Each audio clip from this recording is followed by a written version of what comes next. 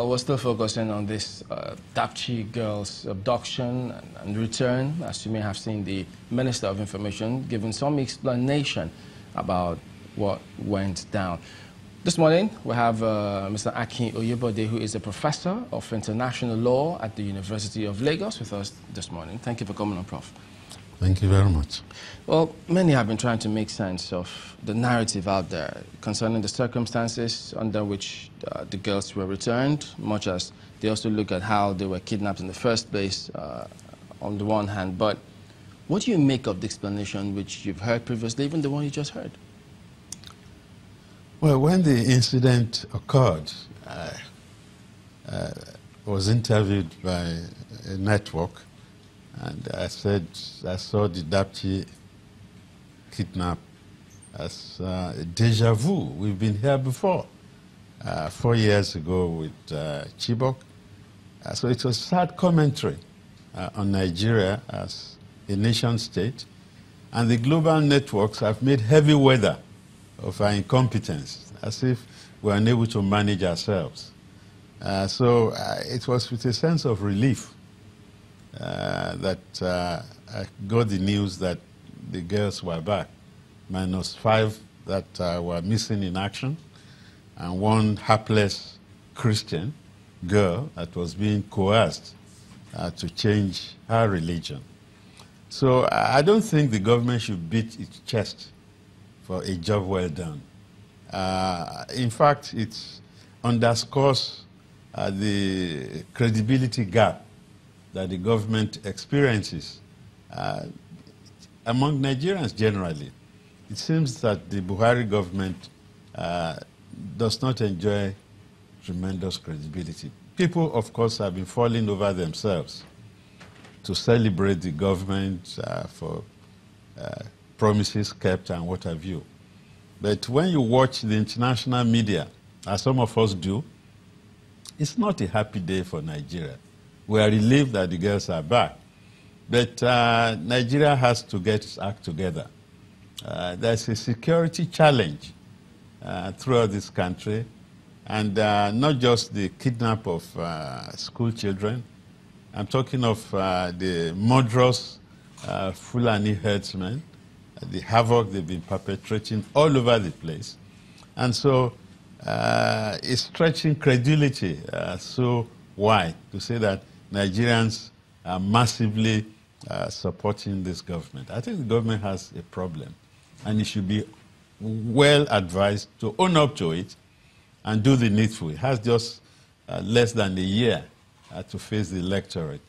And so this is not a time for shilly-shallying or dilly-dallying, as it were. And speaking about how they respond, haven't seen the way they responded to both the herdsmen, the Dapchi girl, the Chibok matter. Do you get a sense that government really gets true feedback from the people in terms of what exactly is going on out there? Because remember, the CNC did say some time ago that he didn't know that the IGP did not stay where he asked him to go. So many things they didn't know, that Maina was reinstated. So when you hear this kind of narrative, you think they're really in touch with what's happening? Well, I've been monitoring the social media on many of these issues, and there was a time we used to call the Jonathan government clueless. Today, maybe it's not a hyperbole to say this is a clueless administration in many respects. Look at Bill Gates just telling us that we are not on, and that it doesn't need a Bill Gates to tell us that we are not doing what we need to do.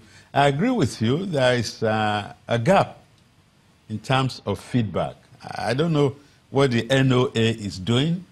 I don't know what the spin doctors of this government are doing, but they must know that Nigerians are getting sick and tired of more of the same. You can't be doing the same thing all over and expect a different result. So definitely the government is on the ropes. Although the defenders of the government would not agree with me. They would think I'm a naysayer or whatever. The last time I was here, Mr. Garba Shehu was trying to vilify me. I did not want to descend to the gutter with him, because he was even asking whether I was a professor. I mean, after 27 years of being a professor, and I did not want to respond. So when you have people like that being spokespersons for the government has a problem. We've been asking this government to rejig its cabinet forever. No action. The same old cabinet is there. There's no sense of urgency.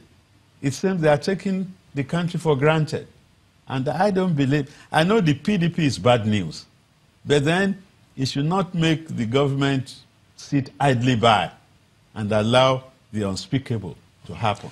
But, Prof, what do you think is the cause of this kind of situation? I mean, in some quarters, they say it's a problem of not being able to separate the issues of politics from the issues of governance. Is that where the problem lies? Well, I think the problem with Nigeria is economic. And I don't want to draw rigid lines between politics and economy. I even talk of political economy. You know, like Lenin once said, politics is a concentrated expression of economics. So if we are talking of just politics, inherent in all this is the economic equation.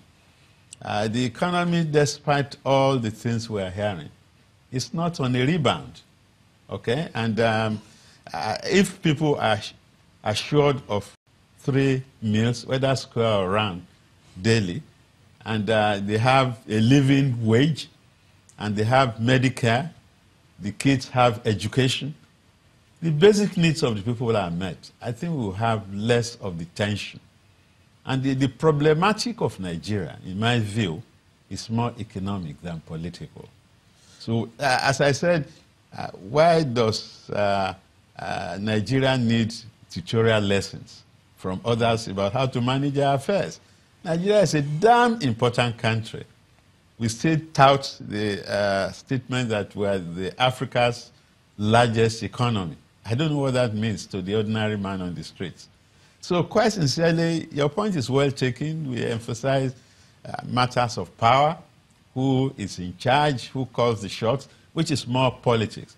But to me, it seems that the economic situation should be the emphasis.